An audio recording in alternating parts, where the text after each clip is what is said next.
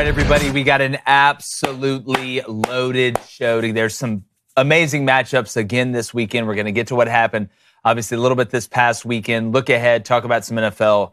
But, boys, we're breaking a ceiling here, all right? We're doing something we have never done before. We've live-streamed games, right? But we've never gone on the road. And this Saturday, all right, we're going to go up there Friday. We're going to be interviewing fans, walking around in Tuscaloosa.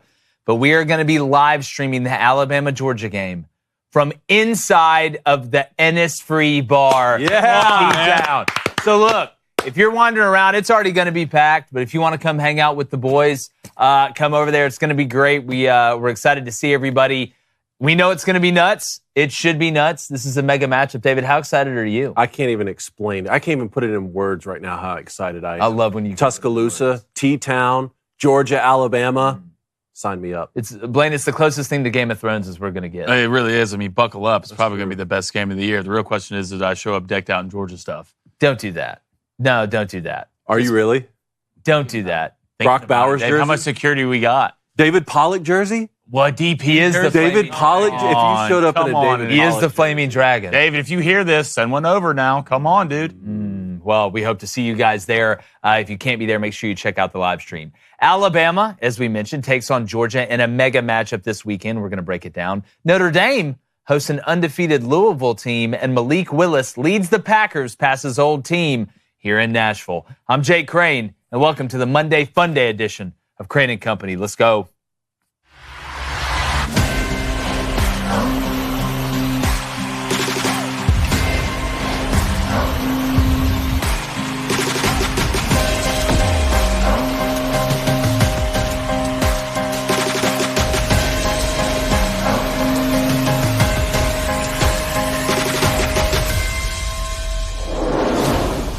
Kalen DeBoer at Alabama, so far, has done pretty well at a couple open mics against Western Kentucky and South Florida. He absolutely nailed a performance at a big frat party in Wisconsin, but now he gets to play his first big show at a packed-out stadium against Georgia. It's his first real opportunity to show Bama fans that the best conductor ever may be gone, but the train is still rolling and the good times are here to stay. Now, he won some massive games at Washington, and that's great, but this is his first test at Alabama. He hasn't built up the equity with the Crimson Tide faithful like he did at Washington. None of what happened in the past matters now. It's about what you do in the game of kings. And like them or not, Alabama and Georgia are two of the biggest dogs in the college football yard. You don't get a second chance at a first impression, and Alabama fans aren't happy with anything less than massive success. Kirby Smart, on the other hand, has a huge opportunity to let DeBoer know that he is the captain now. After all, he is the boy who lived and Saban's golden pupil. He now no longer has to battle his mentor, but an outsider who might be coaching in Alabama Stadium, but is far away from home.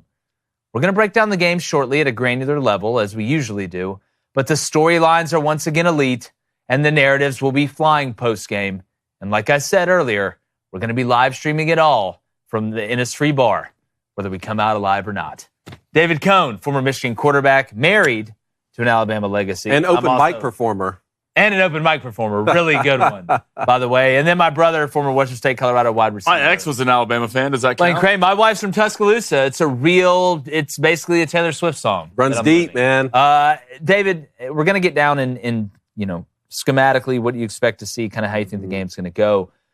But you talk about a huge moment, not just for Kalen DeBoer, but Kirby Smart as well. But Kirby's been in this game. Yeah.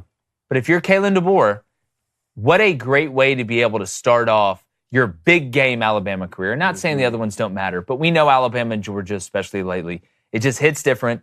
And you get them at home, it's a massive opportunity. What a great coming out party, and really in a game that even Nick Saban really didn't get to experience too often in his career. With no more divisions, this is one of the upsides. Georgia getting to go play a true road game at Tuscaloosa rather than meeting up in Atlanta for the SEC championship at the end of the year. I'm looking for a few things in this game. Let's start with Georgia's defense up against Jalen Monroe in this Alabama offense. I went back and watched the SEC championship game a couple times from a year ago just to see how is Georgia's defense particularly approaching stopping Jalen Milroe. One aspect that was particularly effective was this rush 3, spy 2. And there are different ways that they get into it. Sometimes it's rush 4, spy 1. Sometimes they're rushing 5 guys and they'll stunt the front. I think you're going to see a lot of that. But the rush 3, spy 2 allowed them to get pressure on Jalen Milroe without him breaking contain in the pocket. That led to 4 sacks. I think you're going to see a lot of that. You're going to see a lot of different looks from Georgia on defense. The question is then, what kind of coverage are you playing behind it? I really think Georgia needs to live in zone coverage a little bit more often than they live in man coverage. Jalen Milroe is just particularly effective against man coverage. I think the reads are easier for him. You can pick a guy,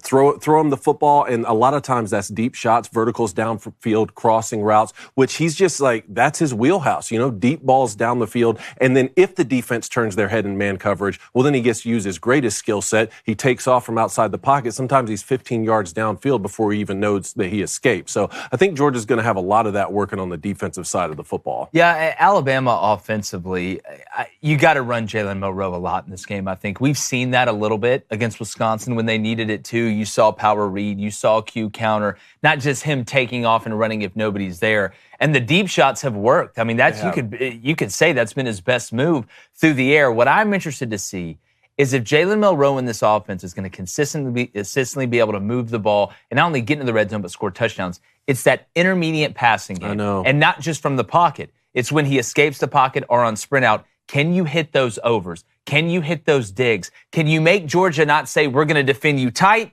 and we're going to defend you deep and we're going to let it kind of happen over the middle because you've got to prove it. And if you overthrow guys, overthrowing a guy on a vertical route is one thing. Typically nobody behind him.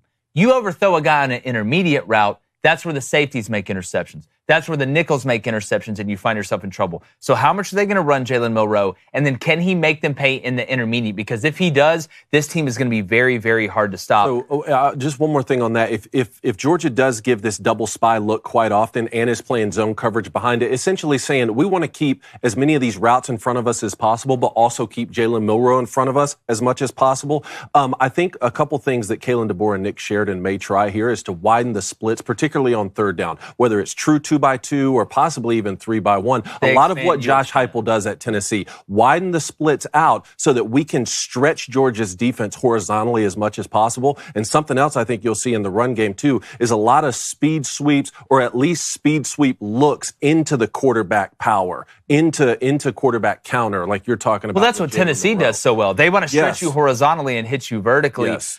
Blaine, for Alabama, I want to get to Georgia in a minute, but for Alabama, they've really played clean overall, and I think Alabama fans will tell you this, in one game so far, and that's been Wisconsin. Not a lot of penalties, not a lot of turnovers. They were very organized in what happened. They beat them to sleep. Now, Georgia and Wisconsin are two different animals here, but when you look at this Alabama team, at least from what I've seen for Georgia, and I want to get to Georgia's offense in a minute, but if Alabama can play clean, that's not to say you're not going to get any penalties. That's not to say that Georgia's not going to knock a ball out or catch a tip pass off a batted ball and get an interception. But if Alabama plays clean, they have looked so far, at least in my opinion, like a better team, and I'm going to get to that a little bit further. Kind of, what do you see? It's so hard to judge because you go back to when Georgia played Clemson. I mean, you won that game by 30, and then you go to that next week and Georgia plays Kentucky and looks like a completely different football team. I will say this, Georgia and Kentucky always play each other weird. I think it's been like that for the last 3 years. But when you talk about Alabama, a lot of it's going to look at the young players and the explosive players they have on the outside, and that includes Ryan Williams and all of these guys. That if you're Georgia's defense, the thing about it is with me, you can sit here and run three and have 2 in spy. That's fine. But this Georgia front's not like Georgia's fronts they've been. I mean, you have 170 rushing yards given up against Kentucky. If you're going to sit with 5 in the box, the only thing that's going to add is Jalen Milroe's run game, and they're going to get downhill on you quickly. When it comes to Alabama's defense, same thing. How much do you trust Alabama in the box? If there's one thing they have given up this year, when everybody knows the other team is running it, they can't stop it. So that's a real big question for both these teams that we're not even used to asking. But it's going to come down to this. This game will be a line of scrimmage football game like it always is. Jalen Milroe has to be the difference when it comes to Alabama to win this football game. There's a reason you're a Heisman finalist. You have every tool in the bag to be a great quarterback and to beat a Georgia defense like this. Great defense to go back to Alabama's great defenses, Georgia's great defenses. What hurts them?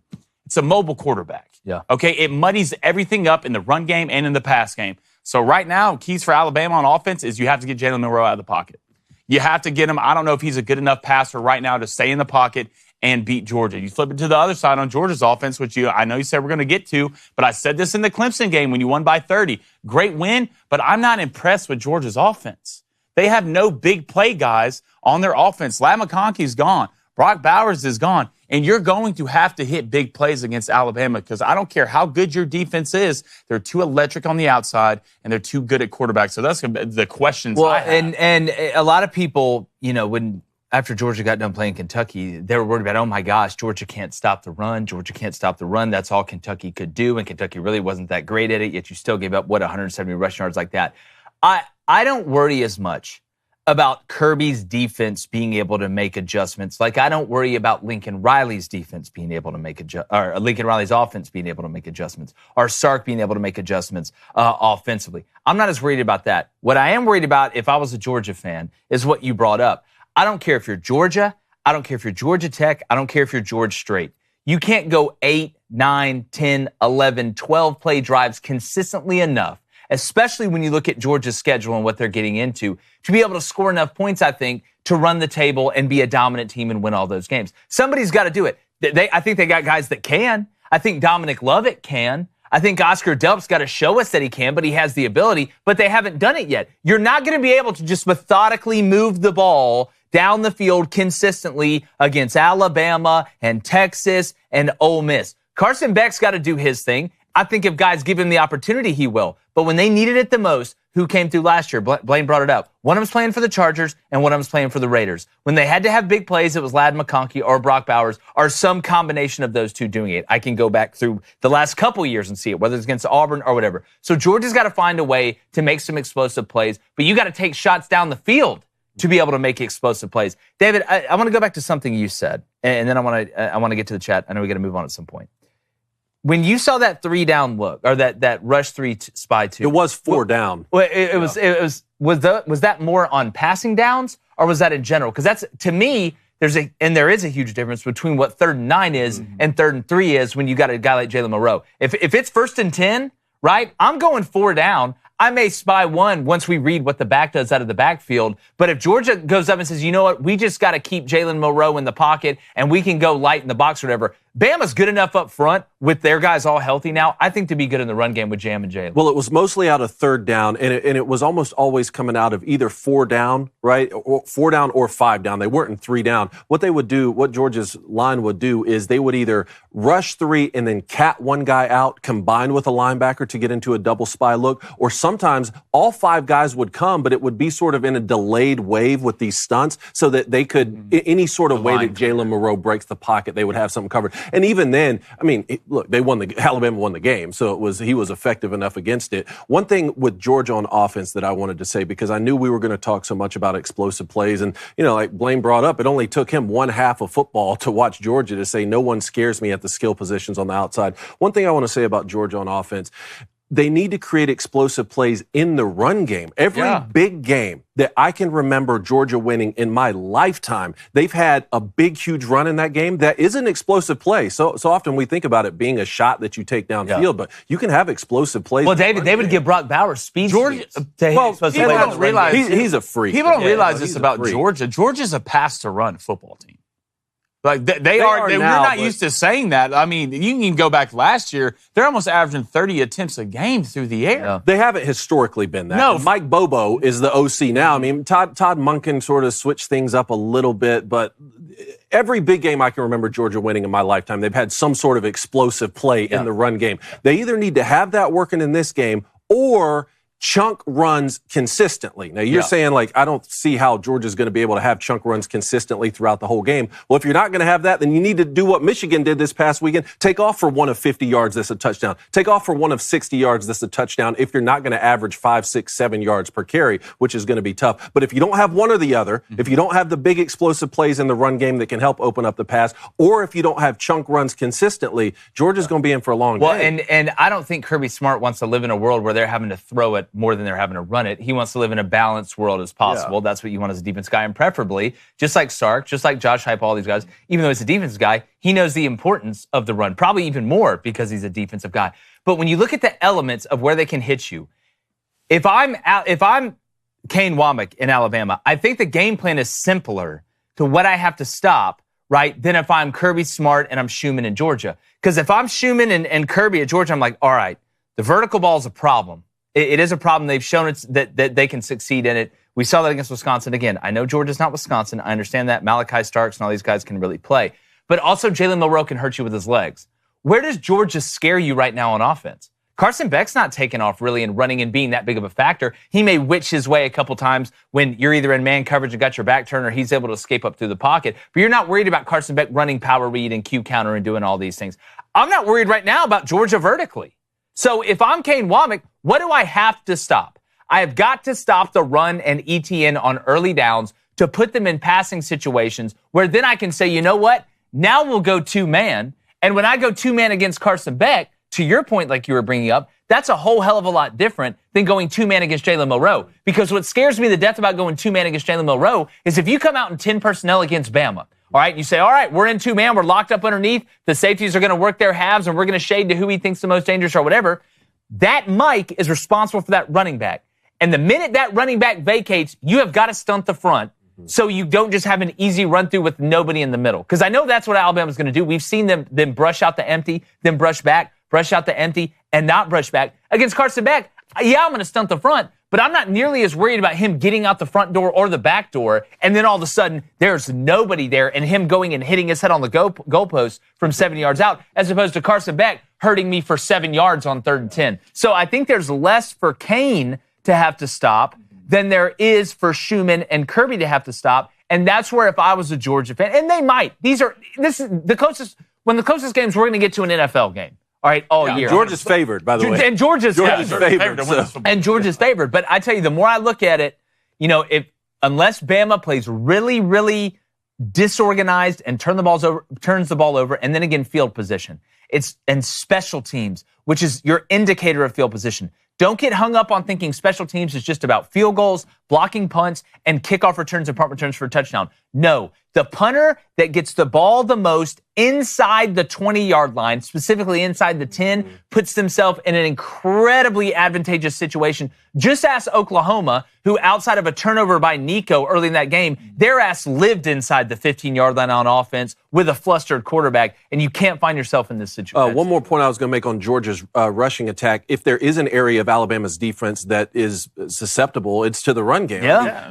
Of over 200 rushing yards they gave up to South Florida, 150, I believe, to Wisconsin. So that is one area where Georgia can have success. And the more success you have there, the more you allow your skill players. Because you got to funnel resources. And one key before we get to the child, I was going to say this. It is huge for Georgia from the D-line standpoint to keep Jalen Milroe in front of you. Yeah. You cannot rush past Jalen Milroe because if you do that, he's out the gate, and then it's him versus two safeties, and good luck. See, that's the problem is like, okay, so if you don't rush past him, then he can get out through the edges, right? But if you don't set the sideline's edge, your friend. Well, that's when that the edge, then he's out through the middle. That's where and look, I think they're going to have everything working, man. They're going to have the rush 4, 1 spy, rush 3, 2 spies, bring all 5 delayed stunt, everything. And I want to get to the chat, but let's also, Georgia's defensive line doesn't have the names that we've seen in the past, right? The Jordan Davises, right? The Jalen Carters.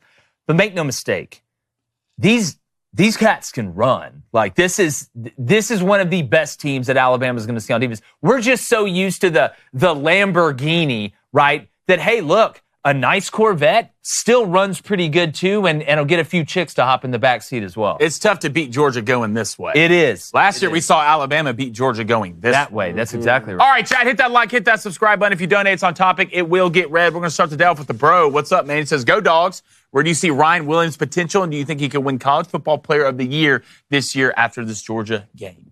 Well, if you mean College Football Player of the Year, the Heisman, I know there's 9 different awards for winning College Football Player of the Year. Ryan Williams, to me, I mean, you look at him, what he's doing at 17 years old. Obviously, the moment's not too big for him. My biggest thing was seeing how he was physically, right? Because the mental side of it, you could tell early, like he understands stemming. He's an old head in a young body. But physically, can you take the beating that you're going to have to take catching balls across the middle, right? The run after the catch. And so far, he's been able to do that, and he's only going to get better. He reminds me a lot of Devontae Smith. Now, they're built different. Devontae was a lot more thin than he was. But when you look at kind of how long their arms are, their ability to high point the ball and really have that feel as a young guy, he has it. So, yes, that is another one of the guys that Georgia, regardless of how old he is, how many times he's played in this game, you've got to be able to stop. And then you look at the rest of what Alabama has. It's going to be a tall task. But again, when you have the type of athletes that Georgia has, you can get away with things that other teams can't. Georgia can get away with playing more man than Wisconsin can when it comes down to guys running four verts, or post wheels, or being able to pass things off, or just old-fashioned sticking man-to-man, and let's see who the better man is. All right, let's go to the Mercury Man. He says, what's up, fellas? Love the show. Appreciate it, bro. He says, who's this game more important to, Kirby Smart or Kalen DeBoer?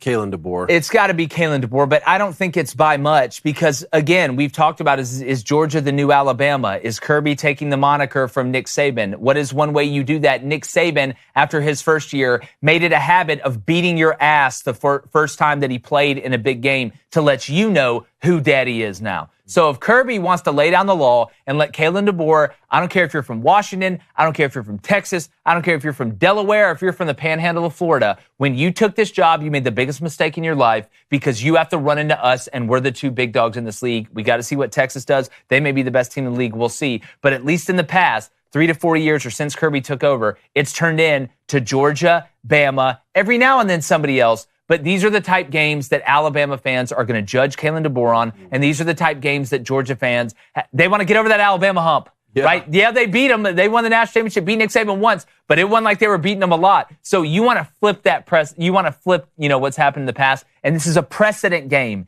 It's setting a precedent, just like we see in law, right? Who's going to be able to go on the recruiting trail after this and say, see, I told you? Is it Kalen DeBoer coming to Alabama and saying, listen, we're going to keep this bad boy cruising on. We're going to keep beating Georgia. Or is it Kirby Smart going on the recruiting trail and saying, guess what? King Arthur's dead, buddy. Yeah. It's me now. Yeah. I'm the one who's running this. That would go a long way for Kirby Smart to be able to say we didn't have so much of an Alabama problem as we had a Nick Saban problem. I will say, though, with the equity of 2 national championships built up, like he has that, and you could always say, well, it was a road game. It was at Alabama, and plus we have a lot of season left. We could still win the national championship. Like you said, on the road. Whereas Kalen DeBoer, it's like, man, the first big one at Wisconsin's night. I love the analogy you made. I love the open mic to the frat party to the, hey, now we play arena. It's the Wiz Khalifa track, man. The first time you play that arena, Nick Saban retired. It's nice to come out and say, hey, I'm a winner too. That's exactly. All right, one more. Let's go to a $5 donation from BD. Appreciate it, brother. Is it more of a must-win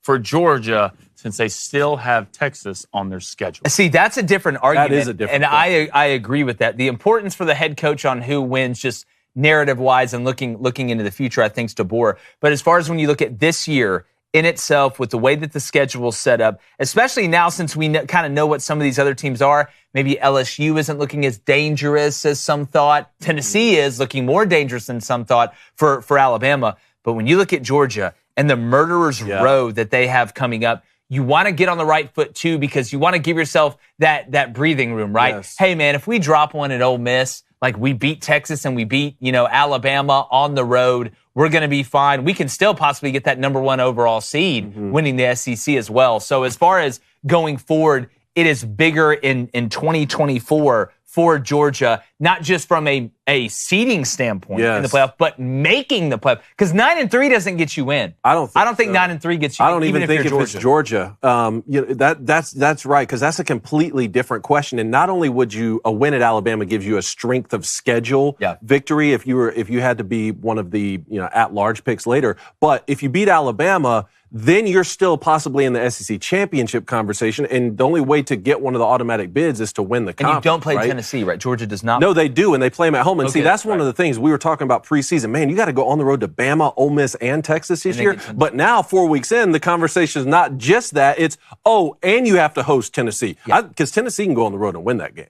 Tennessee, and again, people can say what they want about the schedule. If you can't just open your eyes and see what Tennessee is, you're going to be in for a surprise when your team actually plays them. All right, I want to get the phone line's going to open 2:45 p.m. Central. It's 1-855-236-3228. But first, that spreads at what? Bama 2.5 plus 2.5. All right, if you're betting Bama, if you're betting Penn State, Illinois, if you're betting Notre Dame, Louisville, or even the blind kids fighting each other in Auburn, Oklahoma this weekend in Jordan-Hare, or Major League Baseball, NFL, whatever, you need to add a sportsbook to your repertoire, or if you don't have one, this needs to be your golden ghost. It's betonline.ag. They've got all the spreads out there from props. You want to set up parlays. They got great deals. I'm going to tell you about one in 1 second. But if you want all the spreads, all the options, a website that's easy to navigate and payouts that are versatile and get it to you on time, you don't got to worry and they know who you are. That's betonline.ag. Head over there today to place your bets. Use promo code BOOSTER, BOOSTER, for a 50% sign-up bonus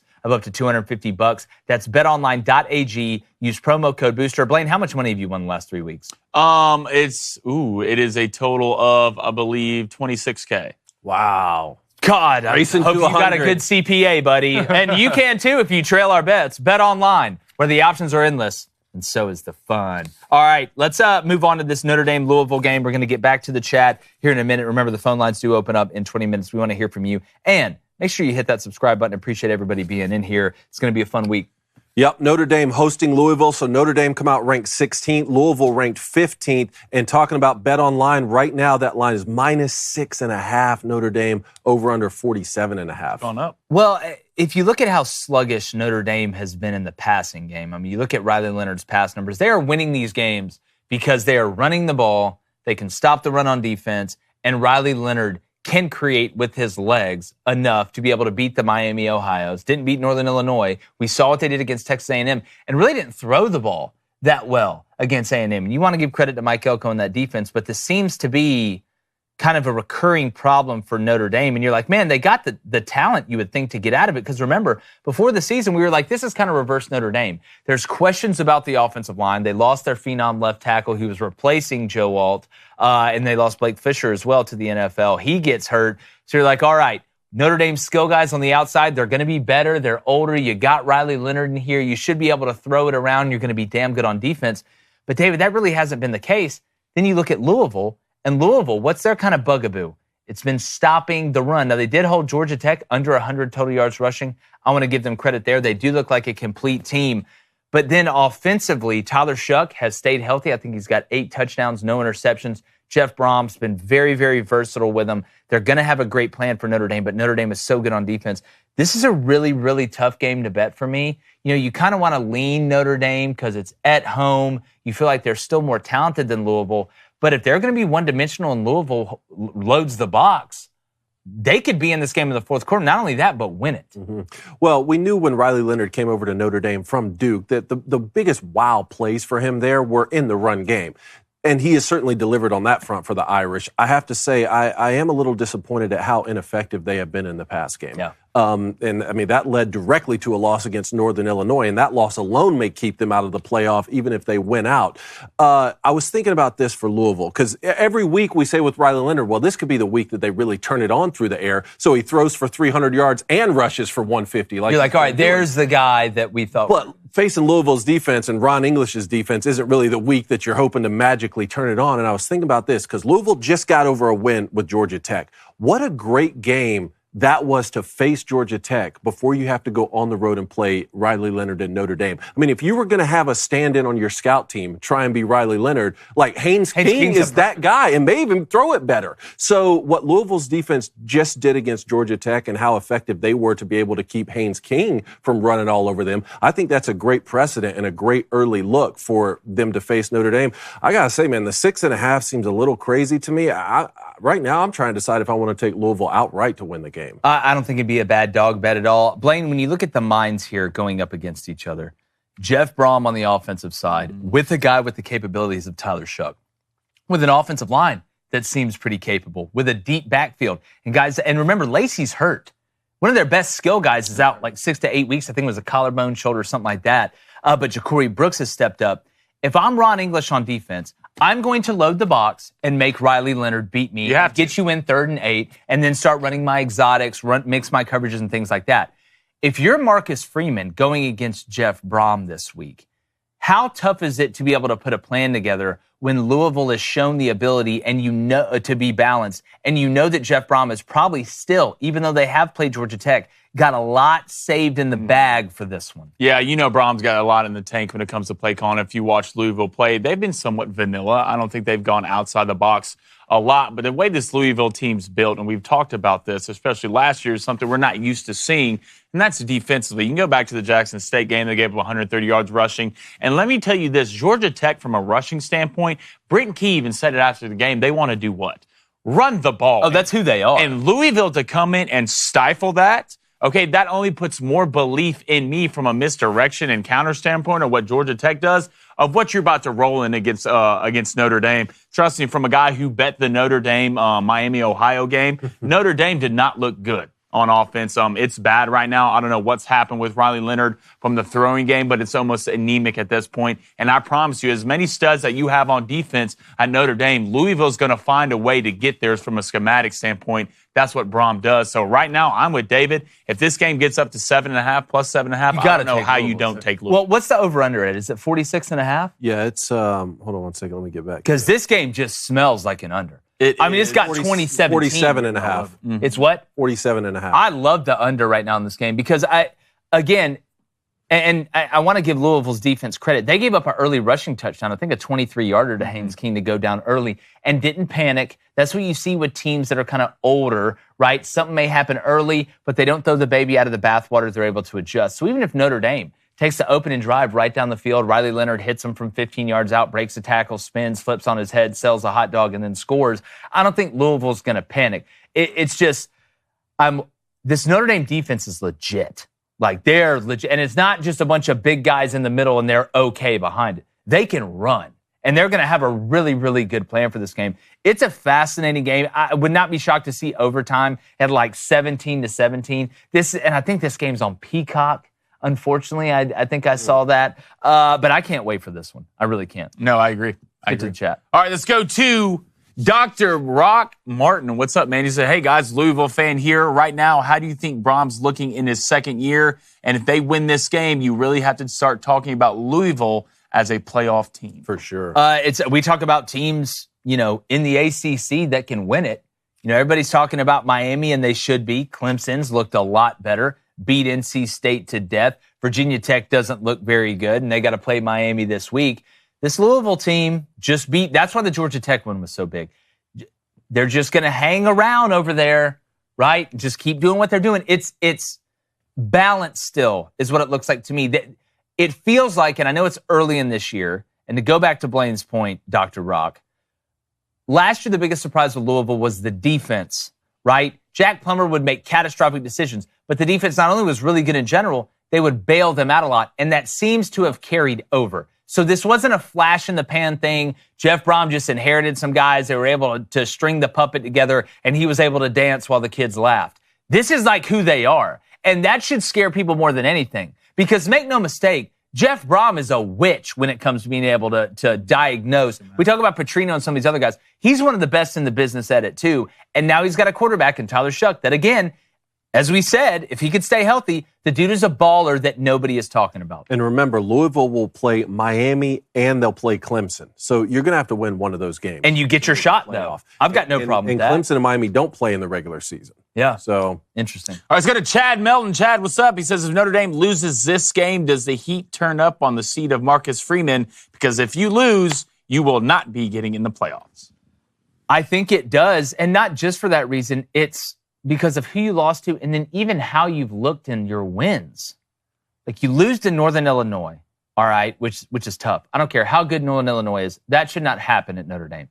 But then you struggle with Miami, Ohio for a while, right? And if you lose this one, you're starting to think now maybe this is just the Marcus Freeman coach teams. Really good on defense, can't figure it out on offense, even with Sam Hartman coming in 1 year, and now Riley Leonard. Who the hell? I mean, it doesn't get much better going to get quarterbacks out of the portal than what Notre Dame has done twice. Even hiring Mike Denbrock, you're like, all right, Denbrock is going to come in, and he's the one who can finally be the last piece of the puzzle to turn this Notre Dame team into an elite team. You've got Riley Leonard. We know what he can do. You've got returning guys at the skill position that you feel good about. Faison, I can go through the list, but it still looks bad. So now it feels like a Marcus Freeman problem because you've seen Denbrock ball before. So when do we start hearing, if Notre Dame loses this game, Urban Meyer, Urban Meyer, Urban Meyer? Don't be shocked if Louisville does win. You start hearing more and more and more and more about Urban Meyer. And some people say, oh, Notre Dame would never hire Urban Meyer. And I don't want to cause a firestorm here, but let's not forget, it wasn't all rainbows and happiness with what went down with Brian Kelly at Notre Dame, too. I don't want to get into it, but I think Notre Dame wants to win, all right? And Urban Meyer would be a guy that would come in there and I think could get Notre Dame to where they feel like they should be and that they haven't been in a while, including going to play Alabama in the national championship game and watching Eddie Lacy walk in your house and eat all the food in your refrigerator and then kiss your wife and leave. So yeah, that's tough. Let's go to Cards for Prez. What's up, brother? Do you think Louisville has a good enough roster to compete with the Miamis and the Clemsons? Well, we're going to find out. We're going to find out. So far, I think they're going to be the closest. Yeah. I mean, I know that's not, I'm not trying to dodge your question, but they're going to be the closest. It's just Miami right now and Cam Ward. To Blaine's point on the Sunday recap, Cam Ward is so good he looks bored. Like he looks bored. But I'm telling you, Clemson, man, this is why we told y'all, don't bury Clemson yet after that Georgia game. And I know that, NC State's been a disaster, right? App State got ran through like a finish line against South Alabama. But Clemson's starting to kind of figure it out a little bit. And once these young guys keep coming on, right, on the outside, and Cade Klubnik keeps progressing and gaining that confidence and keeps using his legs at this point, and Garrett Riley doesn't blow it from a play calling standpoint in the red zone like he did last year, this Clemson team, they're really, really good on defense too. So I would say we don't know for 100% sure, but if there's anybody outside of those two teams you listed that could give them a run for their money, it's Louisville. But if you want to save some money and you want to go to the game or a concert or any type of event, there's only one place you need to go to take the guesswork out of buying tickets and to get a great price. Not only that, all right, you can filter through all the fluff to find incredible deals on great seats, and you can see the view from your seat before you even get there with our friends at Game Time. And there are some massive ones that are going on this weekend. And obviously, you look at October 12th, like Blaine said, I'd skip my own wedding, if somebody put it on that weekend. But here in Nashville, again, it's not just about the Titans games or the Preds games. We have concerts. Game Time has everything you need. So take the guesswork out of buying tickets with Game Time. Download the Game Time app, go to your app store, create an account, and use code BOOSTER, BOOSTER, for $20 off your first purchase. Again, create an account and redeem code BOOSTER, BOOSTER, for $20 off. Download Game Time today. You will not regret it. It's always Game Time with the Game Time app. Create that account. Use that code BOOSTER. We got you. And take a picture. Let us know how it went. Love when people send us that on social media. All right, the phone line's going to open up 9 minutes. We do got to kind of roll here, boys. Got to get to the NFL. But first, quickly, let's talk about this Auburn-Oklahoma game, a.k.a. the offensive cripple fight that's going to take. Yeah, and that line's opened up at -2 Oklahoma right now, over under 45.5. Blaine, you go first on this one. Great. Well, when it comes to keys, if you look at both these teams, we want to start on the Auburn side of it. You got to find a quarterback. You got to find a quarterback. If anything, will not give the ball to the defense. If you look right now, Auburn's offense statistically is one of the best in the nations.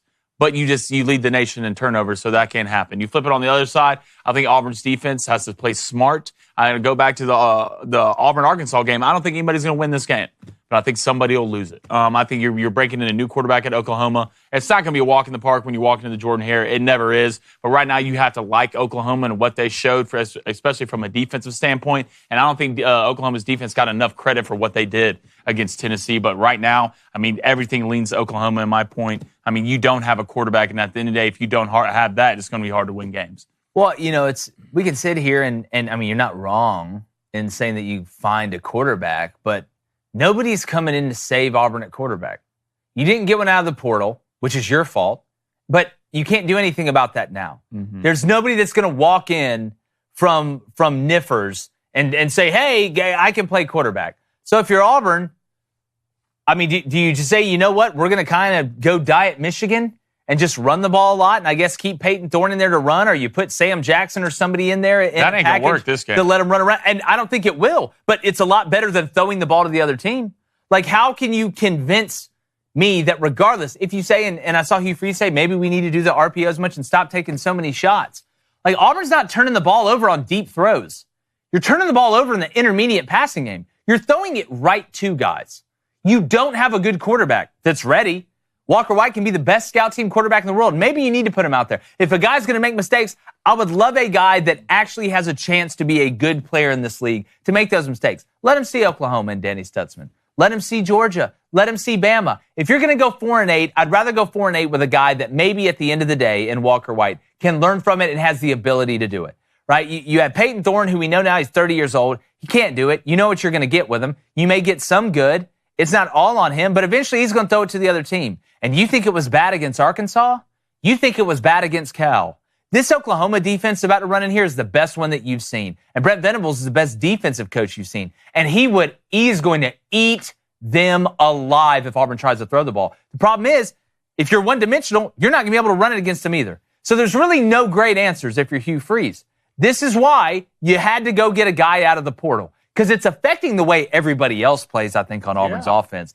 I think if Auburn had a good quarterback, and Cam Coleman, them got to catch the ball, but it's amazing how good quarterbacks elevate those around them. Look at what Andy Dalton just did with the Panthers. Not only on offense, but on defense, too. Yeah, not only on offense, but on defense. To the defensive point, David, yeah, Auburn played one of the best defensive games they've played in a while. I don't know why Auburn keeps rushing 3 and can't cover anybody, or rushes 3 and somebody runs past you, which is, if you're the guy in the sky, you can do 9,000 things and be right. There's really only one thing you can do and be wrong, and that's what he did. But here's where Auburn's biggest problem is. At least for the last 4 years, and you can tell me if I'm wrong, name a big-time game situation in a big game that Auburn has come through once on. Once. There's a culture of choke articism. I don't know what the word is for it. In that locker room, they find ways to screw it up. You have some teams that find ways, by God, to win the game. We'll make the play. Auburn finds ways to lose it. You can even go back to Brian Harsin and the 99-yard drive against Bryce Young. Look at 4th and goal from the 31. Look at the Georgia game last year. Name a big game that Auburn has won the last 3 or 4 years. You got guys that fumble the ball going into the end zone.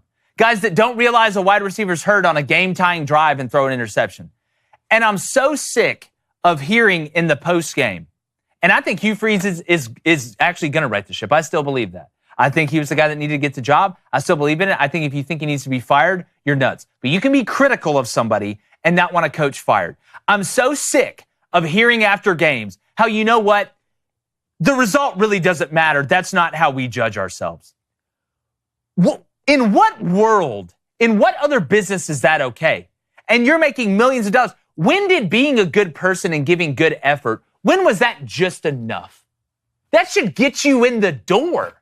That shouldn't even be asked. What you should be asking is, who can make the big-time plays in the big-time situations? I don't want this show to define who I am in my whole life, but I want to perform good on it.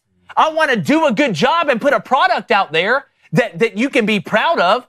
I'm so sick of using being a good person as an excuse. Well, we blew it again, but I tell you what, we walked 3 old ladies across the street this week. That's bullshit to me. That's a loser mentality to me, and that's why you can't make a play. That's great. You want to do all the charitable stuff you can. That's amazing. That is a great thing. And at the end of the day, there are things that are more important than sports. But you get paid millions of dollars. Players are getting paid hundreds of thousands of dollars to go perform. And using, we didn't play good, but I'm a good person as an excuse, makes me want to throw up. You know who says that? People that lose. That's what they Politicians. do. Yeah. It's the Bruce Wayne thing. Yeah, I'll throw you a charity ball. I'll do all this. I'll pay for this. I'll help find some treatment to help cure something. But damn it, I'm Batman too. Auburn needs to stop with this. I'm not okay and you're not okay, but that's okay. That excuse sucks. Be a good person because that's who you should be. Do the right things because that's who you should be. But take pride in when it's 4th down or 3rd down, run it at me. Throw it to me. Let me make the play. Stop making excuses. Go win the damn game. It's sickening to watch, and it's gone on for 4 years. Sorry, David. There are some pros and cons, I think, for both teams, depending on who you want to pick in this game. I did think Auburn's defensive performance was better against Arkansas than it was against New Mexico. There are things there you can build off of. On the offensive side, to your point, I mean, if you're trying to decide between being one-dimensional and not turning the football over, but you're not effective at moving the ball, or being multi-dimensional, but you're going to turn it over, you have to pick the former, especially in this game. Is that going to beat Alabama and Georgia? Michigan did. Probably not, but I just watched Michigan win a big-time game, and they went 3 and out every single possession in the second half except for one, and that was the 90-yard drive they needed. You just can't turn the football over, and especially in this game here, if you're trying to decide between those two things, be one-dimensional. If you're good at running it, or if you're a little better at running than you are throwing it, then put the quarterback out there who can at least help you in the run game. Try your best to run it, even if it leads to several 3 and outs. Don't turn it over because because there's going to be another quarterback who's coming in on Oklahoma's side where you can gain an advantage. Either Oklahoma goes back to Jackson Arnold, which this is going to be his first road game after getting benched, and he's going to Jordan. I think Hawkins will start. I think they're going to run Hawkins. Probably will, or it's going to be Michael Hawkins, who came in and played really well against Tennessee, but the same thing applies. True road game at Jordan-Hare, make it uncomfortable for him. Make it ugly. Make it a field position game if that's how you have to win. How much you think that Oklahoma-Tennessee game being so physical? Do you think Oklahoma got beat up, too. Yeah, a lot of injuries coming away from that game. Do you think Oklahoma's defense, from a stamina standpoint, from a physicality standpoint, do you think they'll be a little bit beat up and lesser, and that'll help Auburn? Yeah, I mean, every week, it's like you're picking up equity every single week, so you're taking all those hits. I mean, I don't know. I mean, what do you think from the Arkansas-Auburn side of things? I don't think, look, that game was physical, but that Tennessee-Oklahoma game, that's peak physicality. That was, guys, the Auburn-Arkansas game was guys running into each other really hard. Mm-hmm. That Tennessee-Oklahoma game was, we don't have to go 5 yards apart and me run into you and catch you on the blind side or catch you running out of bounds or whatever. That was, I play left guard, you play the 3 technique. There's 1.5 yards between us. Oh my gosh, like 2 grizzly bears fighting and then running sideline to sideline. I mean, there were some bone-crushing hits in that game because they're NFL players on the field. And I do quickly, before we get to the chat, I want to say one thing. I'm not saying that being, religious and being a good person is a bad thing or whatever. That's not what I'm saying. But if you just want to have good people, that it doesn't matter about their performance, open up a daycare or a nonprofit. You are not being paid millions of dollars, and players are getting paid hundreds of thousands of dollars to go out there and put an unserious product on the field. And offensively, it's a clown show. It's not performance-based, Jake. Yeah, that is just, imagine that in any walk of life where you don't get paid millions of dollars. If nobody watched this show, I could be the most charitable guy ever. I could go up and down the neighborhood, handing out whatever, taking people's trash out, adopting every animal from the Humane Society, but I'm going to get fired. Like, this is the way the world works. Stop using that as a crutch. And that's what Auburn has been doing. And it needs to stop, because that attitude sucks. It's the worst. That should get you through the door. Being a good person, being a good teammate, giving good effort, doing the right things should get you through the door. But you should have pride in your performance and be able to say, you know what? We're not doing a good enough job, and it has nothing to do with, well, I'm going to go home tonight and my dogs are going to love me. That's great. It's my job to provide. I want to be the best provider ever in what I do as a husband and as a father. And two things can be true at once. Auburn's got to get rid of that attitude. But let's go to the chat. All right, let's go to Steve Jewell. What's up, Steve? Got to get back to building programs to develop players. College is the last chance you get of being a part of a program and playing for the team. The NFL, you just play for a contract. Well, I said, to me, and I love all forms of football, watching the NFL, it feels like going to like a high-class dinner party where everybody's dressed up. There's a caterer, right? There may be a band that's playing like they did on the Titanic with the violin and a cello. Watching a college football game, to me, is like going to a house party with the boys.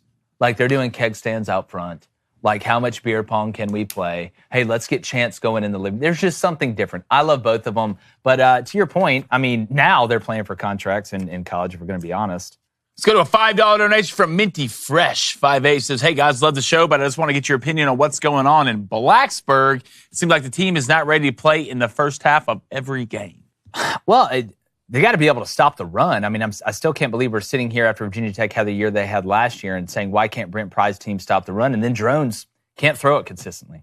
Just can't do it. You had guys running wide open vertically down the field against Rutgers, and you missed damn near every one of them. And then on defense, Rutgers was just running bluff the whole time, David, and they were gutting them. Yeah. Absolutely gutting them. All right, one more. We got to move on. All right, let's go to Daniel D. What's up? He says these are paid players now in college. At what point will players need to actually take accountability for their performance? Go ahead, Dan. Like, players didn't need to get paid to hold them accountable for their performance on the football Agreed. field. Like, I never got paid, and still I felt like a huge weight on my shoulders that this school's paying for my education. Like, I'm taking someone's spot here. And not only that, but just as a man and as a person, you're trying to do the best job you can and be successful. So I guess from a fan's point of view, especially if they're going to raise ticket prices and they're going to do all those sorts of things, maybe you have even like an extra added point where you can say, no, I'm paying even more money for your salary so you can complain even more. But I'm telling you, every every football player out there should already be trying to do the best that they absolutely can. Without a doubt. And speaking about the best that it could absolutely be, if you're thinking about starting a business, all right, or you already started one, you're absolutely crushing it. Like, I don't know if you're a brand like Aloe, Allbirds, or Skims. All right, there's something you got to think about from the front to the back to that first sell to the millionth. That's with our friends over at Shopify. Our team does it. What is Shopify? It's a global commerce platform. They help you with the stuff that you don't need to focus on. You need to be focusing on the product. What they do, it's all encompassing. They sell our merchandise. We love how easy it is. You can add more items, ship products, and track conversions. I've had multiple people that are like, Jake, I want to start a podcast. I want to sell merch. I want to do this, that, and the other. Who can help me do this? Because if you're like me and you had no idea, you needed help. And when you hear this, hit that button, David.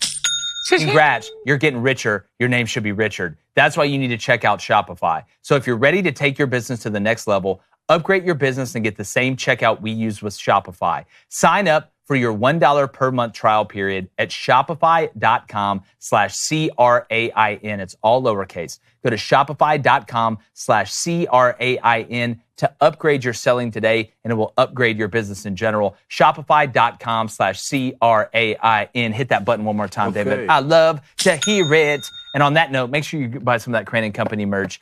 Let's get to the NFL, guys, before we get to calls here. A little bit of best and worst. Let's start with you, David. Who is your best? Well, it seems like every week the best could be the Vikings. I mean, they just keep rolling on. Just put anybody at. It doesn't matter. It doesn't. Sam Darnold, come on in. Kevin O'Connell, man. So Caesar Milan, of course. And like the Texans. I mean, Texas is one of the better teams in the league. 34-7, the Vikings take care of business. So the Vikings continue to be one of the best, and we could pick them every week. I do want to give a special shout out to Malik Willis, though, as this week's best. Malik Willis, filling in for Jordan Love with the Packers, says, you know what? I'm going to play against my old team, the Titans, who traded me away, beat them 30-14. Man, he had a very effective day, 13-19, 202 yards, threw a touchdown, no interceptions.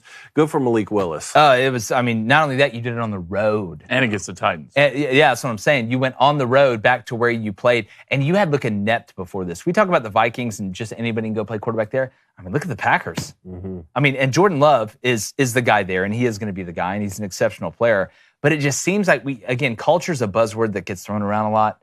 It can be cliche, but it's still a real thing. Whatever the Packers got cooking, you lost Aaron Jones, too, to the Vikings. Now, adding Josh Jacobs was a good play, but this Packers team, they play together. Like, they don't, you know, whether it's Jaden Reed, it's almost like one of those perfect situations where you may not have huge name guys like across the board, like Devontae Adams isn't there anymore, but they are cooking. They're a true team, and that's why I think the Packers are dangerous. My best in an M. Night Shyamalan twist, I thought I was going to reserve my worst for the Panthers. My best is the Panthers. So, again, a lot of times we talk about in football, one guy is not the problem, right? It's the ultimate team sport. I don't know, after having seen the extreme that the Panthers were and the product they put on the field yesterday, how you don't look at that and say, Bryce Young, you better get ready to start speaking Birmingham Stallionese because you were the problem. And I hope Bryce figures it out. I did a show with Bryce. Craig, he's got a great family. I'm rooting for him. But, Blaine, that was a totally different product on the field yesterday. Oh, God, I'm going to catch for this. If King Don calls in today, drop his call. No. I do not want to talk to him, dude. Look, I mean, there's no getting around this. It was Bryce Young's fault. Look, Andy Dalton came in and balled. If you watch it, and Raiders aren't just a walk in the park football team. No. They're pretty damn good on both sides of the ball. Gardner Minshew questions, we can obviously get there. But look, at this point, Bryce Young might be a backup in the NFL. I mean, for the rest of his career. But it's not like the team was a little bit better. Andy came in there and shredded. He threw some balls. Shredded. And you could see the team elevate around him. We were talking about this at the quarterback position at Auburn.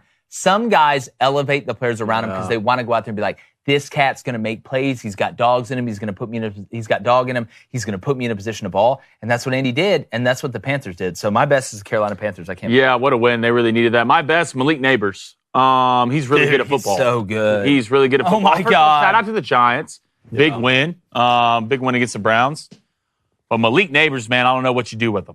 I really don't know what you do. You can double him. You can triple him. You can invite the whole city to come guard. No one can cover this kid. And it's not like they got Brett Favre at quarterback, and it's the Boobie Miles thing, and he can pass. I mean, through a touchdown pass. I mean, the kid's an absolute electric everything in the bag. He's a guy you put on the football field, a basketball court, and can play 1 through 5. You can put him on the baseball field, can probably pitch, hit, play shortstop, left field, and coach the team too. Right now, he is my rookie of the year in the NFL. Well, just think about who LSU had. All right. The two guys who I think are leading for rookie of the year are Jaden Daniels and Malik Neighbors. And we're not even talking about Brian Thomas Jr. We're not even talking about Mason Taylor, who's still at LSU. That's an elite tight end and going to be a really good player in the NFL. Jason Taylor's son, I believe. So they tried everything. The Browns did. They tried. I watched Malik Neighbors just take a ball from a guy. Yeah, you can't do it. On the sideline. And there was no, waiting period. It's like, all right, I got to get my feet set in the NFL. It's like, no, I'm better. I'm better than these guys. So my worst is the Fire Festival of football, the Dallas Cowboys. Way too expensive, overhyped, and you show up, and it's a tent and a peanut butter and jelly sandwich. No, the Fire Festival? Without the crust cut off. That's what they are. They are the Fire Festival of football. How do you not know?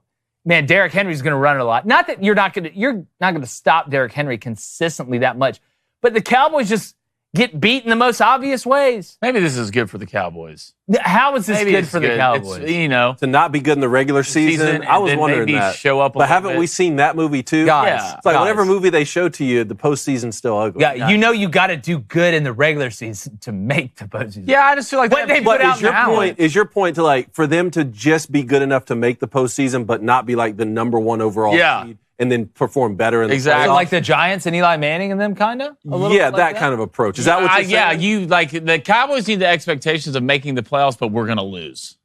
Right? Yeah. We're going to lose. We're going to lose. You walk into it like that, you might find yourself with a couple wins. There you go. Listen, I feel like you're doing some real mental. I'm trying to help him out. When did Blaine become the defender, the optimist of the Dallas Cowboys? Maybe this Bryce Young thing's we're getting dark. And you got to think. We're slowly getting dark Blaine. The Ravens were up 28-7. Dude, they were getting. The Ravens were killing. You gave up. Look, how many did they give up to the Saints in the first half? And the Eagles give up what? 3? Yeah. The next day? Yeah. Or the next week? It just. I don't know. It's not good. Cowboys star. It was a meme. It said, it's not a logo, it's a rating. And it was 1 star. 1 star, yeah. I'm glad you brought up the Eagles because my worst is Nick Sirianni. At what point will you kick a field goal? What has to happen? You kicked one that was a 61-yarder. Okay? You're at the 13 or 14. There's 12 seconds left to go in halftime. It's 4th and 1. As a coach, I don't give analytics, it's a woozy, it's a wazy. I don't care about that. As a coach, what are you doing? Whatever the normal thing is, I'm going to do the opposite because I'm the cool dad. Yeah, he knows what he's doing. I'm the head coach. Yeah. You just lost the week before because you didn't kick a field goal. Blaine, he did it in the first quarter again. It was unless I've lost someone 4th and 3 from the 12. All right, you drove down there. All right, you're in field goal range. I think the Saints were up 3. And you have 0 points. And you've got 0 points. The cool dad thing, I think, is the best. That's a cool dad. I'm the head coach. He's the cool dad. It's like, hey, Kyle's dad lets us stay up past 10 and drink sodas. Yeah. It's just, at some point, Gretchen, fetch ain't going to work. This analytics thing, I'm telling you guys, I say this every week. I don't think the numbers are real. It's an AI deep fake. No, I think it's a trick. It's a deep fake. They'll do whatever they have to say to help the TV show. Oh, you should go for it here. Really David, they always say, the analytics always say go. Who made the analytics? Well, it's 4th and 30 here. ESPN Analytics says go for it. Yeah, it's you should definitely go. You're down 2, from the 8. There's 2 seconds on the clock. A game-winning field goal can win it, but no. It says go for it. The one that blows my mind the most, the one that I think is the most egregious, I don't care how you want to explain it to me, it doesn't make sense, is when you're down 14 in the 4th, they say the analytics say to go for 2 after you score the first touchdown. No! That's how you know. How about I make it 7? What? You know when I'm going to decide to go for 2? When we score almost as time expires and a 2-point conversion can win the game. That's when I'm going to go for 2. We might as well not even have coaches. No. Some 400-pound, calculator, right, sat there and said, ooh, let's do it this way. The analytics is made up, bro. You can't convince me otherwise. I don't care what anybody says it's made up. My worst, the quarterback situation for the Dolphins. Tua out, Skylar Thompson comes in, he gets hurt. Tim Boyle goes in to play quarterback. Even before that, at halftime, talking about throwing Hail Marys, I don't think Skylar Thompson could even throw it to the end zone. His name's So Skylar. I don't know what was going on for a lot of that game, but that just shows you, man, without somebody effective back there at quarterback, they scored 3 points. I'm telling you, there's a man in the woods, and he's huge and fast. Cam Newton? It's Cameron Newton. Cam's just walking around the woods. Why wouldn't you? He can't get the helmet over his hair now. Well, I don't care. He doesn't need a helmet. Just give him a Guardian cap. A T-Rex didn't have a helmet. Let's put him out there and get 4 yards. Hike, run forward. All right, and fall down. It's second and 6. On that note, we're making good progress. Throw the now screen, the bubble screen to Tyreek Hill. All right, you want callers? Let's go. You want somebody to call in? All right, let's go to Isaac from Chattanooga. Isaac, what's going on? Isaac. I believe. Come on, Ike. Uh-oh. Pivot. We got to pivot. To another caller or pivot to a whole nother segment? It's just, don't worry, David. We only got 30 minutes left. Let's go to Chad. All right. I want to hear from Isaac. Yeah, Isaac in Chattanooga probably had something amazing. What if he was like, guys, I just found oil. I want to start a company. He's saying something so smart right now. Something so smart right now. Well, no, it's a Tennessee glow up. They got Peyton Manning coming out with Morgan Wallen wearing a uniform. Come on, man. With Nico and Brew McCoy and Josh Heupel. And I'm not the jinx. You're not the dude. I'm telling you, what you did for the Tennessee program, we should have just, and I say we, you did it, but we should have lifetime passes. Thank you. Let's go to Dan A. George. He says, how many years has Andy Dalton been in the league? I'm not ready to throw Bryce away just 14. yet.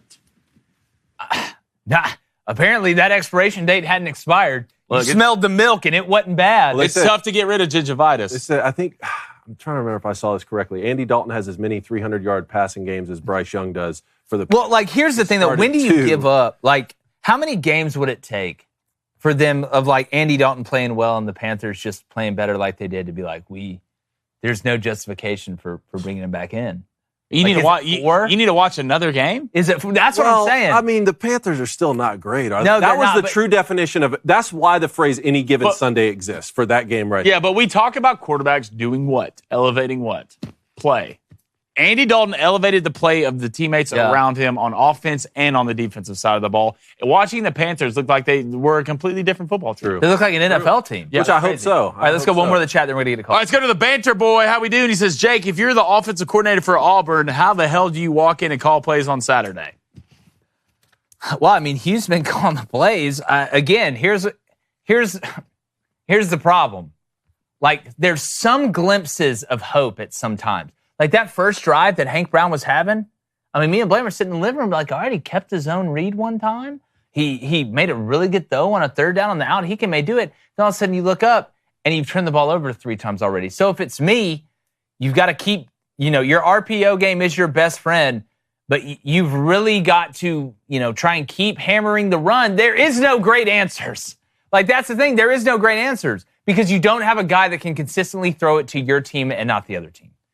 And when you don't have that, and it's not like you're Michigan where, hey, look, we're just going to line up and run the ball. These offensive linemen were behind one of the best offensive linemen ever last year. This is who we are. No, that's not who Auburn is. So now you're just trying not to screw up. And whenever you're calling plays just trying not to screw up, you are in big, big trouble because you can't press the foot on the pedal and scream America during the drive. So I'm telling you, I think maybe putting the Samuel Jackson kid back there and running some, not wildcat stuff because he did play quarterback, giving him the chance with the RPO, maybe that's your best shot because you can have all these yards and, be 28th nationally in total yards, but you keep throwing, you're doing the worst thing you can do.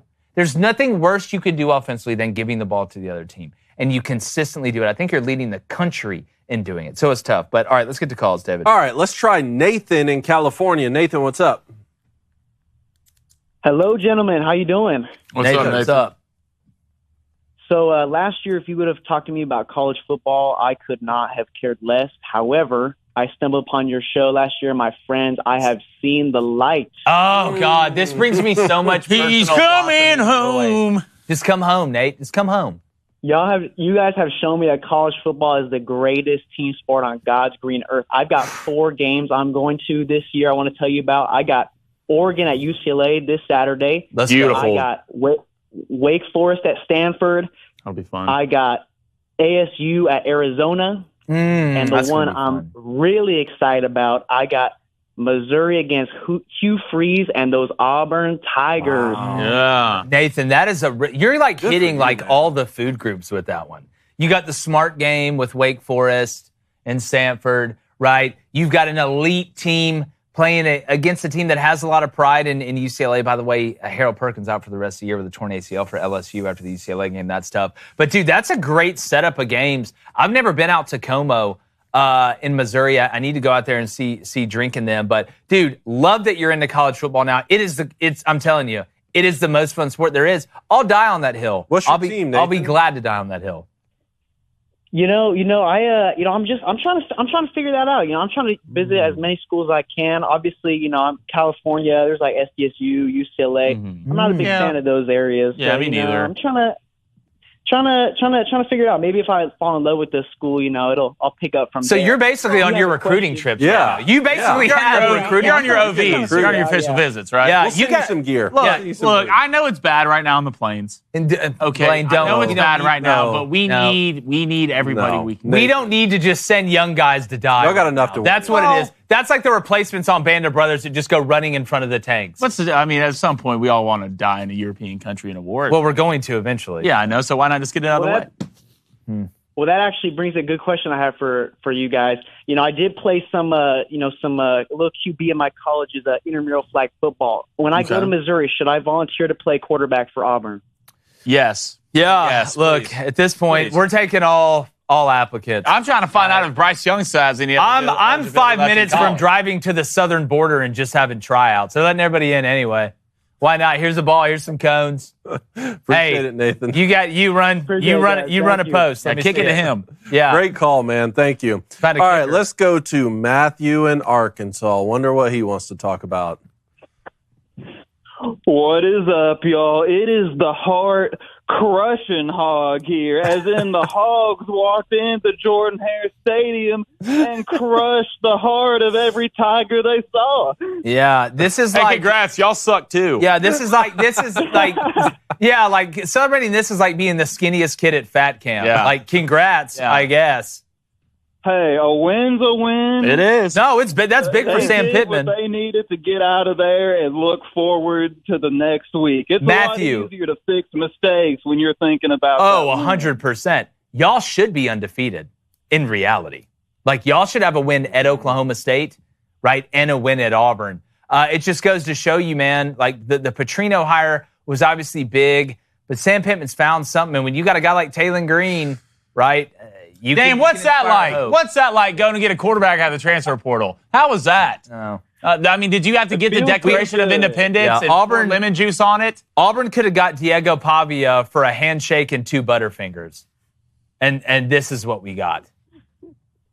Hey, well, I know a lot of that coming out of that game, a lot of people want to talk about the mistakes Auburn made, but I need to give some love to the SEC Defensive Player of the Week, T.J. Metcalf. Yeah. 2 interceptions, 2 pass breakups, and a forced fumble. And Hugh Freeze can cry in that press conference all he wants to about his running back.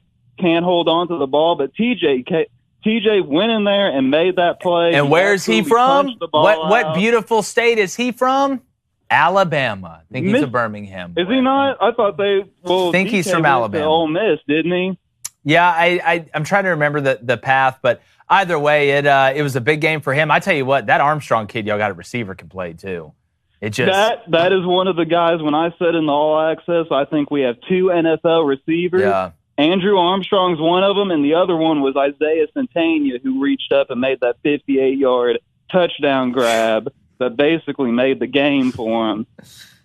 All right. let's see Great if they call, think they're man. rolling Great. in. Awesome. All right. Glad you called. Hey, congrats on the rolling. dub. I better buddy. get everything Matthew. free out of that pawn shop if I ever come. Oh, I'm coming in there and I'm bringing in some Oh, I'll fake hook Babe Ruth y'all signed up. card, but you're not calling in your expert. Appreciate it, Matthew. You're just gonna believe me. All right, let's go to Parker in New York. Parker, what's up? New York, New York. What's up, boys? What's up, man? I'm not here to talk about you guys being coaches or anything this time. I'm wondering, what do you guys think about the Bills-Jags game tonight? I'm a big Bills fan, which Well, makes me sympathize with you guys as Auburn fans because you guys are playing like the Bills used to be, and oh my God, was it hard to watch.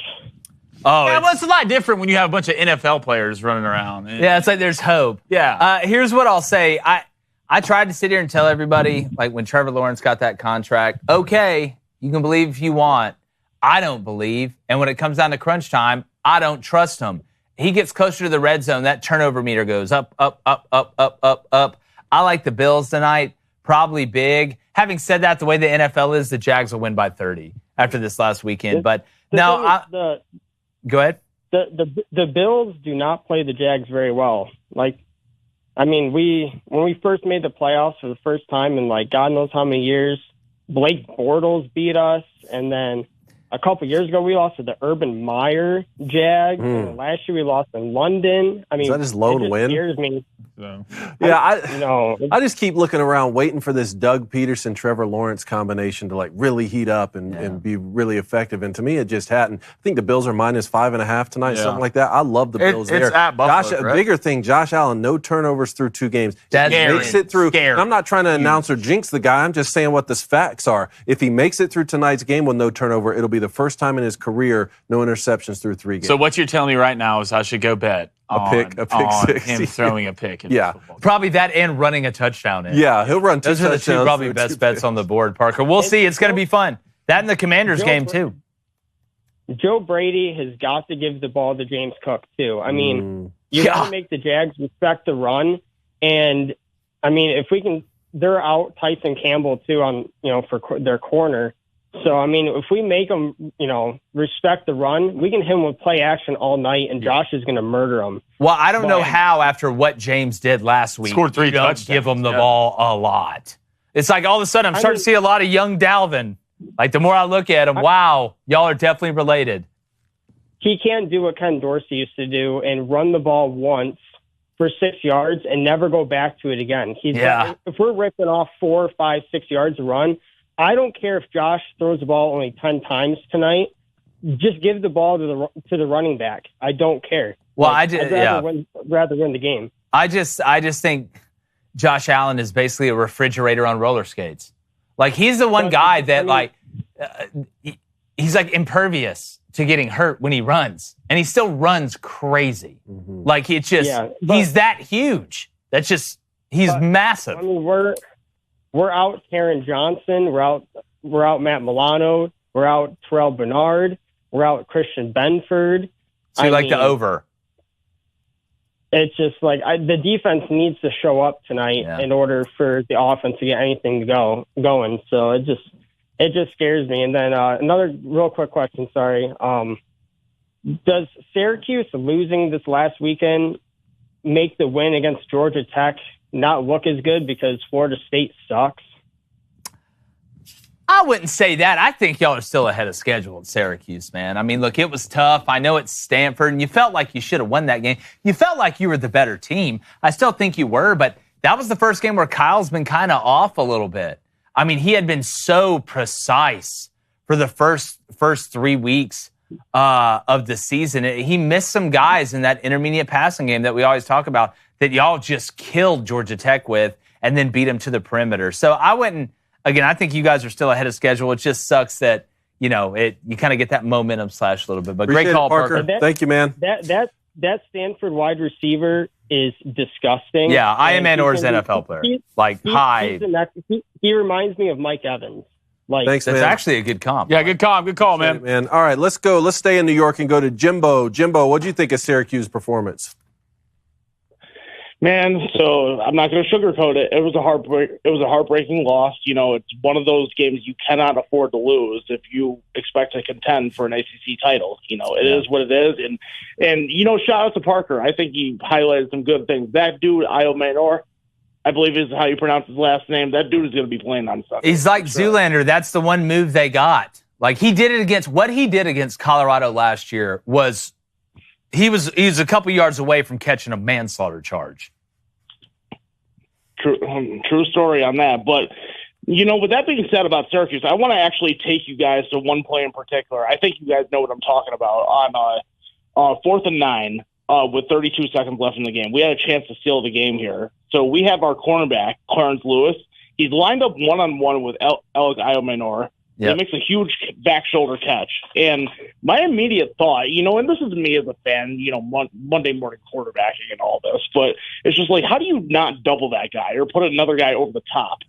And on the other hand, and Nino Brown on Knox actually pointed this out, Clarence Lewis is actually number 2 in the ACC in pass breakups. So I felt that Fran Brown was putting full confidence into Lewis, and he was probably saying before the play, you know what? I'm counting on you to make this stop. And maybe this is a strategic thing where he's giving power to his players to do it. So, Jake, you're a former defensive coordinator. What would you have done in that situation? Well, 4th and 9, game on the line. I know you're passing it. Who's been the one guy that hurt me the most and the one guy I fear the most on your team? It's Iomenor, correct? So I'm doing one of two things. Mm-hmm. Either we're calling 2-man. I'm going to stunt the front, right, because Daniels can run, and I don't want him running for this if he gets out of it. But we're going to find a way to bracket Iomenor. Even from depth, we'll bracket him. But if I'm not going to double him, and I can't remember if he did, I am not pressing him. Why would I press you? Because that gives you a chance to throw the back shoulder. If anything, I'm playing off damn near at the sticks. You want to throw a back shoulder, that's great. That's fine, but it's going to be a back shoulder for 8 yards on 4th and 9. So I think there's a way to do it without bracketing them. But if it was me, buddy, somebody else going to have to catch it. Y'all may beat us one-on-one somewhere else, but it ain't going to be that guy. So, I love confidence. I wanted my DBs to be confident, but also wanted them to be smart and never turn down good help. I always thought that, too. That one-handed catch, that was insane, man. I didn't know Stanford was doing it like that. But appreciate it, Jimbo. Thank you, man. All right, let's go on to Keegs in Utah. Keegs, what's up? Gentlemen, how about those freaking Cougars? Dude, man. That's probably going to be the thing at the end of the day. And when you predict, like I was telling somebody on social media this, you have to predict like 150 teams. You're going to be right a lot, hopefully, but you're also going to be wrong on some, and then you're going to be totally wrong on some. I, so far, was totally wrong on BYU, and I don't think it could happen to a... You guys crap. I picked us winning 5 games. No, Keegs, no. And again, lots of people, we were not in the minority on this. I think even BYU fans are surprised at this. Deep down, I think Kalani Sitake is shocked at this. Not that you guys beat SMU 18-15, but you didn't just beat Kansas State, who we were a little bit skeptical about. You beat them to sleep, right, at your place. And again, if Retzlaff doesn't really turn the ball over, I mean, you guys seem to be able to hold up front. I will say it is still early. You need to go handle your business at Baylor. And it's really hard coming off a big win like that against a team you weren't favored against. Just ask Northern Illinois, who beat Notre Dame and lost to Buffalo, or just ask Memphis, who beat Florida State and then gave up 10,000 rushing yards to a team that really only runs the ball. So it's a fun time in BYU. But again, we're 4 games in, right? You got to keep it going. And I hope you guys do. I have no problem admitting when I was wrong. And so far, I've been wrong as rain on that one. Just keep kicking it to Parker Kingston. It's one of those things. Yeah, it's one of those things that I look at like the defense, which is thicker than a beefy 5-layer burrito. Yeah. And how good they're playing right now. Well, I always forget you guys are all 40 years old. Liv Moss. Hey, the guy said he's honoring the bet. 9:30 p.m. this upcoming Saturday. I will not be watching. To do is not turn the ball over. Yeah. And that's exactly what he did on Saturday. Yeah. He played so well on Saturday, just performing in the short yardage situations, which the defense gave him a lot of. Yeah, well, I think they're benefiting from the Big 12 being down too. And again, but it goes back to what we say. A lot of teams don't win games; they lose them. And right now, BYU is just not losing them, and playing well. But yeah, the Kingston kid. I mean, he's the best Kingston since Sean. Appreciate it, Keeks. Thanks, man. Second time. Yeah. Of course. You guys have a good one. Appreciate it, bro. All right, let's go to Michael in Texas. Michael, what's up, man? Guys, I'm still trying to recover from that roller coaster of a game on Saturday against the Trojans. David, I wish I had bourbon like you did after that one. I needed it. David had that Pappy Van Winkle out. I did not. I wish I had some Pappy, though. The only reason I know that because I beat a Pappy the other day. Can you believe they won that game, Michael? So you guys talk about a tale of two halves, and it did feel like that SC, and I want to give them tip a cap to them. They proved they belong in our conference and the way they played, how physical they got, the adjustments they made in the second half. I want to tip my cap to them. They deserve to win that game for sure. And my parents and I, we were thinking we should put in a new QB on our last drive, not Orgy. But I'm glad Moore stuck with them. I know he completed his longest pass was 10 yards, and that got us to that 3rd and 1 where Mullings broke off that 60-yard run to get us in the red zone. But I liked how we responded and how we just finished that game the way it just stuck to our true nature, which was run the ball, defense, field position, and start capping off the mistakes I made. The one turnover, the pick six, but hell of a game for sure. Yeah, look, when it came to Michigan and running the ball, why is it called an aspen tree? Because of the way it is. It's crazy. We're tipping caps over here, and Crain doesn't get a tap. Give Blaine that's credit. fine. Give Blaine credit, Michael. Everything you just said, I said would happen. But hey, tip your cap to him, buddy. So, hey, before I go, quick question. After that, do you see any way that we can somehow expand our passing game just a little bit? Because I feel like if we do, we'll have more performances just like we did on Saturday. Throw it 11 yards. Throw it less. Throw it less. Yes, throw it less than what you did. By throwing it less, you'll throw it more. Exactly. Yeah. I would just run the ball and run 8 reverses a game. I would. You would not 8 know. reverses a game. Our passing game would turn into just reverse game. And then we throw one deep shot a game, but you never know. But it's Donovan Edwards. You never know who's going to But it's throw it. Donovan Edwards throwing it from a pitch out. Yeah, exactly. To Orgy. To the quarterback. Expecting that at some point. Yeah. Too, but throw it less. I love it. Appreciate it, Michael. Later, I can see it. Thanks, guys. Appreciate it. Thanks, man. See ya. All right. Thanks, everybody, for calling in today. If you're still on the line, call in tomorrow, please. Yep. All right. Bets for tonight, then I'm going to get to the chat. We got football, so here's what we got. Put it up here. I'm going Redskins. That's right. I said it. Even the tribe wants the name back. Plus 7.5. Going to be a good game. I just love watching Jaden Daniels play football. It's a lot of fun for me. He also, give me Curtis Samuel. Anytime touchdown. Not first touchdown. Anytime touchdown at plus 500. Can happen at any time, David. A touchdown at plus 500. Well, if yesterday is any indication for how tonight's games will go, the Jaguars will play the best game of the year. Oh, it's coming. By 40. But either way, I'm going to take the Bills minus 5.5, minus 110 for all the reasons I stated earlier. And then I'm going to bet buds with you. Let's take Washington plus 7.5 against the Bengals minus 115. All right, pull my bets up. Let's see it decided. I mean, I'm just robbing Bet Online. I'm going to be You honest. really are. Like at some point they're going to stop sponsoring the show because I'm just stealing money from them. All right, give me Bills plus Bengals money line. That is a 2-leg. Those odds come down to minus 129, which is pretty good. And I'm going to go Jamar Chase, anytime touchdown. Trust me, this is, I think Jamar, he's been struggling the last couple of weeks. You go back to the Chiefs game, what that looked like. Hopefully, I think Jamar has a breakout game today. And I do think if you're going to bet first touchdown, go ahead and give me T. Higgins. So, and you need Jamar Chase in your fantasy league. Yeah, I've never had a worse start to fantasy by playing well. I'm top 4 in points scored in our league. I'm 0-2. I have more points scored. I've had 50 more points scored against me than anybody else in the league. But right now, I'm down 19. He had Patrick Mahomes last night. I don't think Patrick Mahomes played great.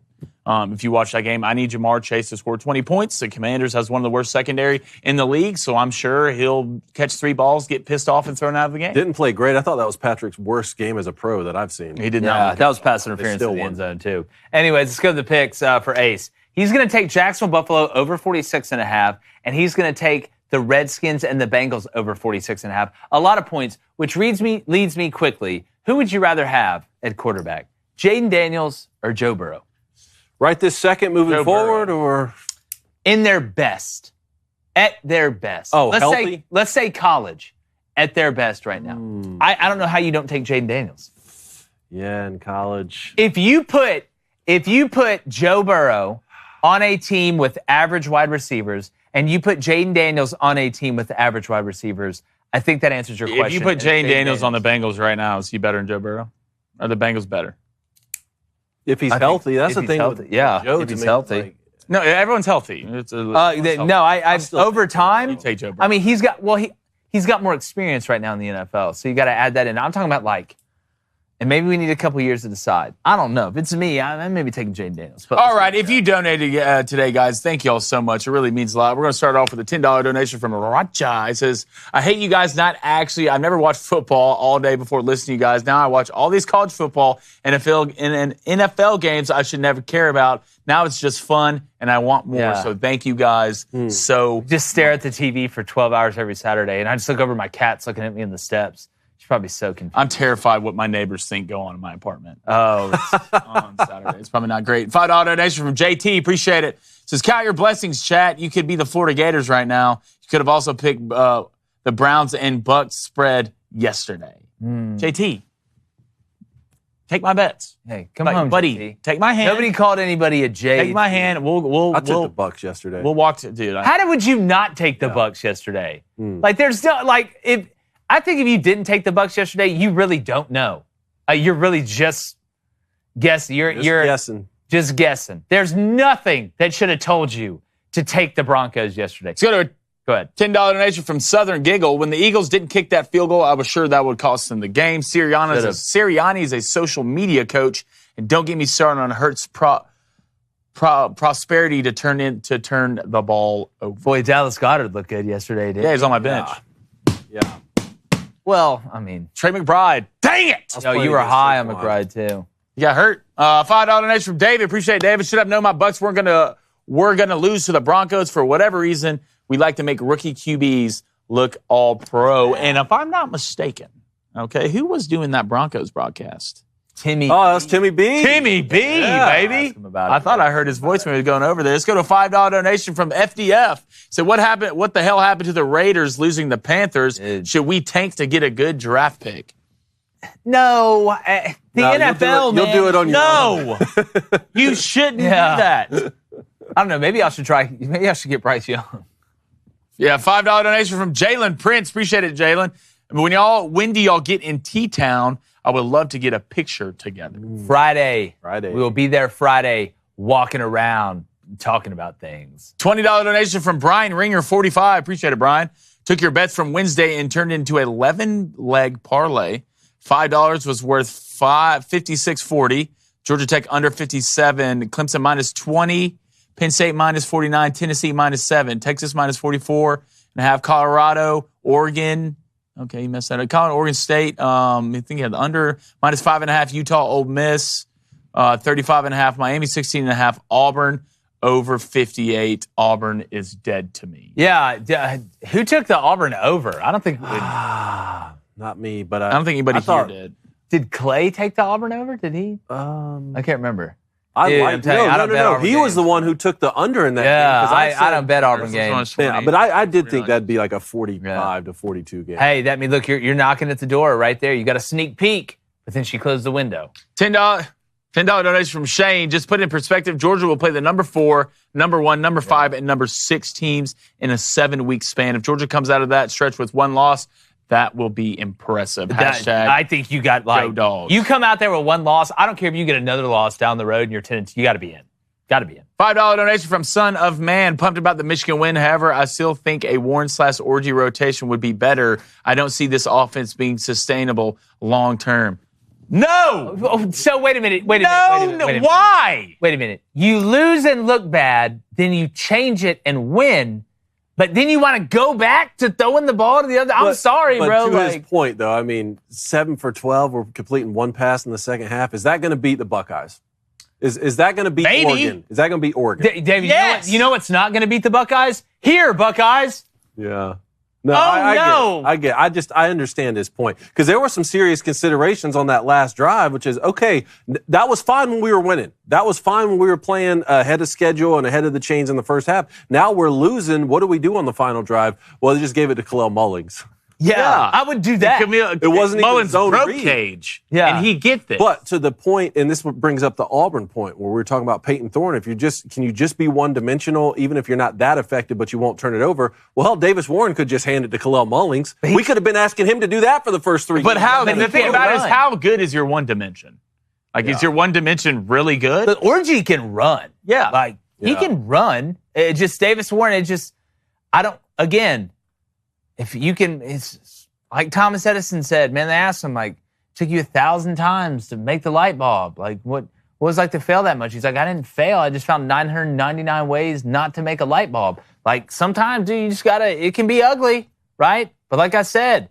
She's got a good personality and makes some mean spaghetti. One other thing, though, this sort of approach for Michigan is how it's going to be every week. Don't think it's going to be any different when you play Illinois or when you play Indiana. Oh, for sure. Indiana might be favored when you play them. Yeah. Illinois might be favored now. Let's go to a $5 donation from Carson. Appreciate it, Carson. Update, Mama and Baby are both doing great. Yes. Thank you, Booster Club, for the love and the prayers. Really happy. What about the C-section motivation? Were you reminding her about that? I never thought, like, to this day that Jake would do motivational talk about a C-section on a national sports show. With no music. That one's going on the highlight reel for sure. $5 donation from Laura. Laura, thank you. Shout out to my Red Raiders. Not a perfect game, but found a way to win. You brought a pitchfork to a gunfight. Hashtag Wreckham. Let's go to a $10 donation from the Aubie boy. How we doing? He says, someone help me. What do I do when we go to this Saturday and put another L? The schedule only gets harder. I don't know if Hugh makes it through this year. I think he's going to make it through this year, but it was always a 3-year plan. But like, I'm believing in it. I'm sticking with it. But I just keep getting the visions from the Big Daddy movie when she like leaves Adam Sandler to marry the old guy because he has a 5-year plan. And you realize he just works at Hooters. And that was his 5-year plan. It's tough. Just don't want our guys to work at Hooters, man. $5 donation at Q's. How many actual yards do y'all think BYU's Parker Kingston ran on that punt return for the touchdown in the third? Enough to throw up on the sideline. Yeah, I threw up after he did it. $2 donation from the Badger. Milrose, a real Badger killer, not fraud. Cone, $10 donation. Get him out. From the Oklahoma boy, how we doing? He says, Josh Heupel's dead to me. You better never set foot back in Norman. Doug, y'all did this. Y'all would hire him tomorrow. Literally, like I said in the Sunday recap, Josh Heupel, who won the national championship at quarterback at Oklahoma, got fired as the OC, brought Tennessee to Norman and won with defense. That's the most Harvey Dent thing I've ever seen in my life. So, I mean, look, he's a real one. Real recognized. All right, get through these. $10 donation from Ryan. Ryan, thank you. Let's talk about West Virginia games the last 2 weeks in the Backyard Brawl. West Virginia was up 10 5 minutes ago and came back and Pitt won. This week, Kansas was up 11 with 5 minutes ago. West Virginia came back and won. Super weird. Yeah, it's West Virginia for you. That's why I'm not betting on any of their games. $5 donation from Keegs. Thanks for taking my call, boys. Being reasonable, I think BYU goes 8-4 with a ceiling of 11-1. Woo! Wow. That happens. All right, if you donated today, guys, thank you so much. Really appreciate it. Let's get to this poll. Did we not? Who will win? Oh, come on, man. Sorry, I forgot. This job's performance-based, so I got to get this done. Yeah, hey, no, you're Who will win Saturday? Georgia or Alabama?